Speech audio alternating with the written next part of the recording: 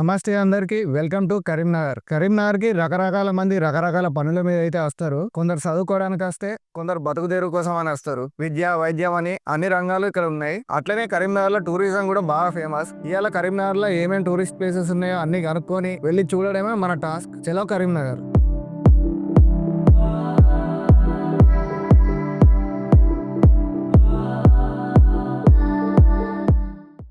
హైదరాబాద్ నుండి వచ్చేటప్పుడు అలుగునూరు దాటిన తర్వాత వచ్చే బ్రిడ్జే ఈ అలుగునూరు బ్రిడ్జ్. ఈ బ్రిడ్జికి రైట్ సైడ్ చూస్తే కేబుల్ బ్రిడ్జ్ ఉంటుంది, లెఫ్ట్ సైడ్ చూస్తే డ్యామ్ గేట్స్ ఉంటాయి. ఇదే కరీంనగర్ సిటీకి ఎంట్రీ పాయింట్. ఈ బ్రిడ్జ్ దాటి లెఫ్ట్ సైడ్ కి వస్తే కొంచెం దూరంలోనే డీర్ పార్క్ ఉంటుంది.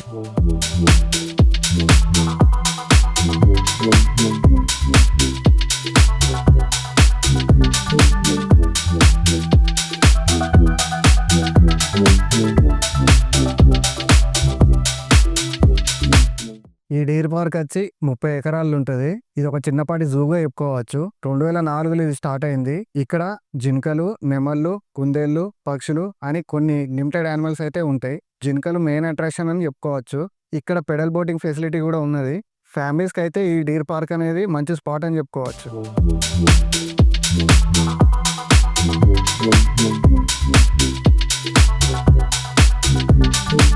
ఈ డీర్ పార్క్ దాటి కొంచెం ముందుకు వస్తే లెఫ్ట్ సైడ్ ఉజ్వల పార్క్ ఉంటుంది. ప్రీ వెడ్డింగ్ షూట్స్ కి ఈ ఉజ్వల పార్క్ బాగా ఫేమస్.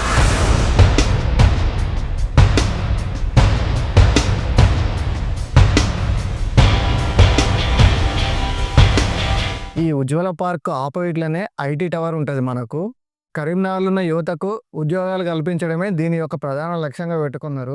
లొకాలిటీలో ఉన్న టాలెంట్ ని ఎంకరేజ్ చేయడానికి ఈ కంపెనీ స్థాపించినట్టు అయితే తెలుస్తోంది. ఈ ఐటీ టవర్ ఉజ్వల పార్క్ కి లెఫ్ట్ సైడ్ లా ఆనుకునే డ్యామ్ రోడ్ అయితే ఉంటది.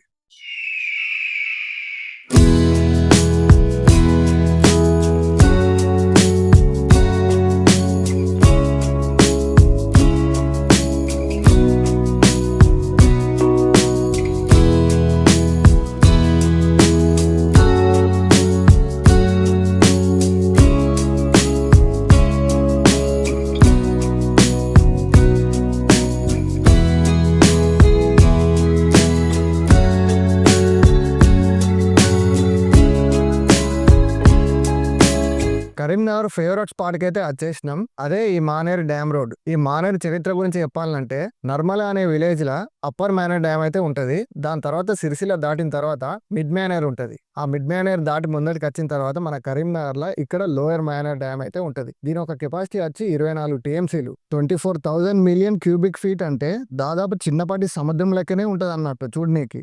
దీనికి 20 గేట్లు ఉంటాయి. వర్షాకాలంలోనే వీటిని ఎత్తుతారు. అంటే నీటి మట్టం బాగా పెరిగినప్పుడే వీటిని రిలీజ్ చేస్తారు అన్నట్టు. ఈ లోయర్ మానేర్ డ్యామ్ ని 1974లో స్టార్ట్ చేస్తే 1985లో కంప్లీట్ అయింది. ఈ మానేర్ నీళ్ళని 5 నుండి 6 లక్షల ఎకరాలకైతే వాడుకుంటారు. కరీంనగర్కి, వరంగల్కి తాగునీటిగా కూడా వీటినే వాడతారు ఫిల్టర్ చేసి. ఈ మానేరు ఇక్కడ నుండి ట్రావెల్ చేసి కాళేశ్వరం దగ్గర అక్కడ గోదావరిలో కలుపుతుంది. అక్కడ నుండి ట్రావెల్ చేసి సముద్రంలో అయితే కలుపుతుంది. ఇది మానేరు చరిత్ర. ఇక ఈ డ్యామ్ రోడ్ గురించి మాట్లాడితే దీన్ని అయితే మార్నింగ్ వాక్ కి, ఈవినింగ్ వాక్ అయితే బాగా వాడతారు. ఇక్కడ బోటింగ్ కూడా అవైలబుల్ ఉన్నది, వీలైతే చేసుకోవచ్చు. ఎర్లీ మార్నింగ్ లేకుంటే ఈవినింగ్ వచ్చి టైం స్పెండ్ చేయడానికి ఇది ఒక మంచి స్పాట్ అని చెప్పుకోవచ్చు. ఓవరాల్ చూసుకుంటే కరీంనగర్ మొత్తంలో నాకైతే ఇదే బెస్ట్ స్పాట్. ఈ మానేరును ఆనుకొని ముంగడికి వెళ్తేనే అక్కడ ఎలగందుల ఫోర్ట్ అయితే ఉంటుంది.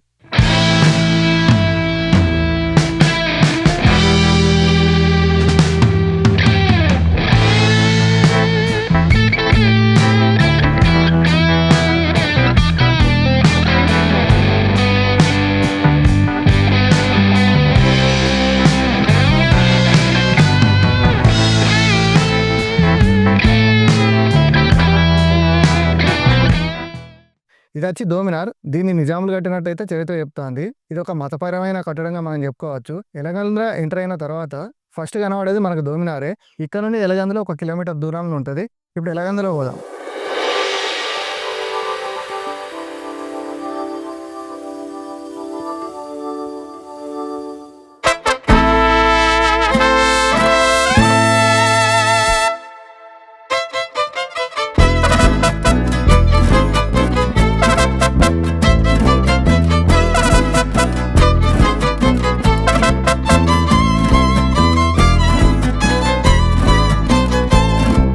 మనం ఇప్పుడు ఎలగందుల ఫోర్ట్‌లో ఉన్నాం. ఈ ఎలగందుల ఫోర్ట్ కరీంనగర్ నుండి 15 కిలోమీటర్ల దూరంలో ఉంటది. ఈ ఫోర్ట్‌ని 11వ సెంచరీ నుండి 14వ సెంచరీ మధ్యల కాకతీయులు కట్టించిర్రు. ఆ తర్వాత ఎందరో సుల్తాన్లు, కుతుబ్ షాహీలు, మొఘల్స్, నిజామ్స్ అందరూ పరిపాలించిర్రు. ఈ కోటను కట్టించుకోవడానికి మెయిన్ రీజన్ ఏంటంటే కేంద్రంగా వాడుకోవడానికి కట్టించిండ్రంట. ఈ కోటను రక్షించుకోవడానికి అప్పట్ల ఈ కోట చుట్టూ గుంతలు తవ్వి దాంట్లో మొసళ్ళను పెంచేటోళ్ళట. కరీంనగర్‌కి అప్పట్ల ఎలగందుల అనే పేరు ఉండేది. ఎలగందుల, కన్నారం అని పిలిచేటోళ్ళు. దాని తర్వాత నిజాంల పరిపాలన సయ్యద్ కరీముద్దీన్ ఆయన పేరు మీద కరీంనగర్ అనే పేరునైతే తీసుకొచ్చిర్రు. 1905 ఆ టైంలో కరీంనగర్‌కి హెడ్ క్వార్టర్స్‌గా ఈ కోటనే వాడుకునేటోళ్ళట. ఈ ఎలగందుల పక్కన బావపేట అనే ఊర్లో గ్రానైట్ వర్క్ అయితే ఎప్పుడు నిత్యం జరుగుతూనే ఉంటది. ఈ గ్రానైట్స్ ఇక్కడ నుండి దేశం మొత్తం సప్లై అవుతుందట. ఇది ఓవరాల్‌గా ఎలగందుల ఫోర్ట్ గురించి టాపిక్.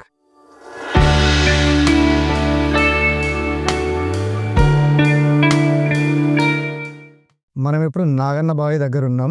ఈ బావి కాకతీయులే కట్టించారు. రాజులు ఇక్కడ స్నానం చేసి పక్కనే ఉన్న గుడి దగ్గరకు పోయి దర్శనం చేసుకునేటోళ్ళట.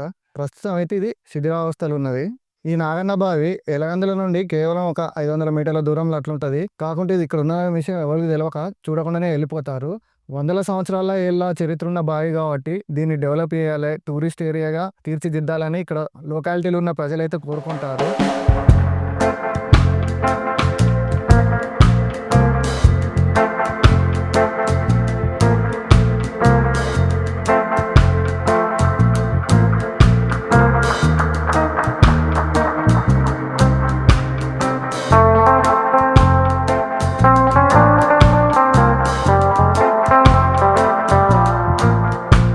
ఇదే మన కరీంనగర్ కేబుల్ బ్రిడ్జ్. తెలంగాణ మొత్తంలో 2 కేబుల్ బ్రిడ్జ్లు ఉన్నాయి. ఒకటి మన హైదరాబాద్లో ఉంటే ఇంకోటి మన కరీంనగర్లో ఉన్నది. 2023లో ఈ కేబుల్ బ్రిడ్జ్ని అయితే స్టార్ట్ చేసిర్రు. స్టార్ట్ చేసినప్పటి నుండి ఇది ఒక టూరిస్ట్ ప్లేస్ లెక్క మారిపోయింది. కరీంనగర్ సిటీ నుండి వరంగల్ హైవేకి ఈజీగా కనెక్ట్ కావడానికి తొందరగా పోవడానికి అయితే కేబుల్ బ్రిడ్జ్ని అయితే కట్టించారు.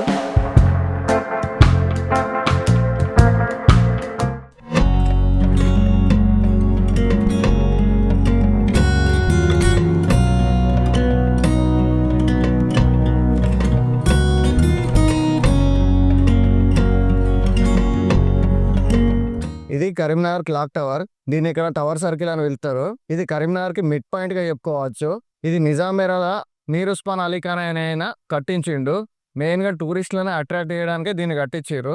దీన్ని కరీంనగర్ కి చిహ్నంగా అప్పట్లో చెప్పుకునేటోళ్ళు. దీని చుట్టుపక్కల మొత్తం మార్కెట్ ఏరియానే ఉంటది. ఎక్కడెక్కడ ఉందో వచ్చి ఇక్కడ వ్యాపారం చేసుకుని అయితే వెళ్ళిపోతారు. Most busiest place in Karimnagar గా ఈ క్లాక్ టవర్ నే చెప్పుకోవచ్చు. కరీంనగర్ లో అన్ని రకాల వస్తువులు దొరికే ఏకైక ప్లేస్ అయితే ఇదే.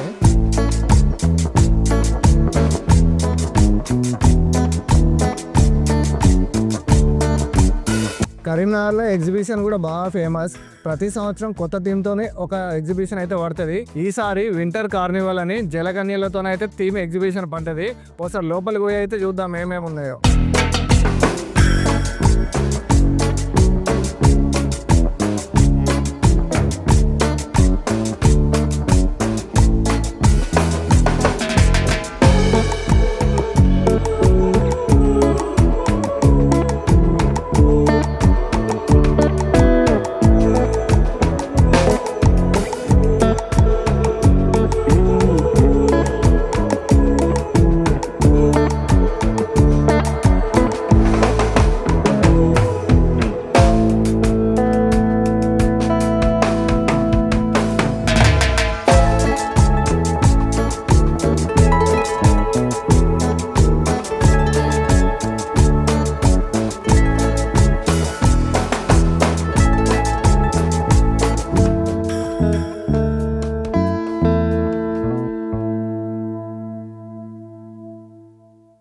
కరీంనగర్కి వచ్చి ఈ ప్లేస్ గురించి తెలియక అందరూ చూడకుండానే మిస్ అయ్యి వెళ్ళిపోతారు. అదే శ్రీ లక్ష్మీ నరసింహస్వామి టెంపుల్. ఇది రేకుర్తి రోడ్డుకి ఒక గుట్ట పైన ఉంటది. ఈ పైన నుండి నలుదిక్కుల ఎటు చూసినా వ్యూ అయితే మస్తు ఉంటది.